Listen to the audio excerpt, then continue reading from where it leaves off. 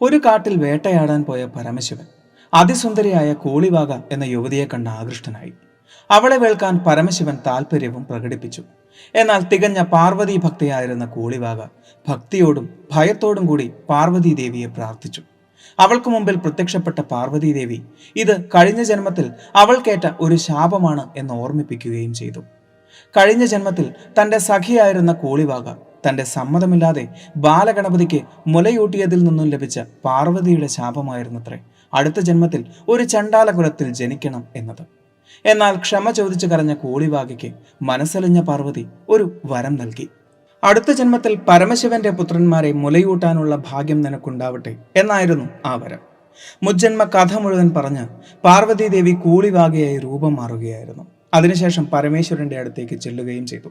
അന്ന് പരമേശ്വരനും കൂളിവാകയായി രൂപം മാറിയ പാർവതി ദേവിക്കും 390 പുത്രന്മാരുണ്ടായിരുന്നതായി ഐതിഹ്യങ്ങൾ പറയുന്നു. ആ പുത്രന്മാരെ പാർവതി ദേവി കൂളിവാകയ്ക്ക് കൈമാറുകയും അവർ കൂളിവാകയുടെ സംരക്ഷണത്തിൽ വളരുകയും ചെയ്തു.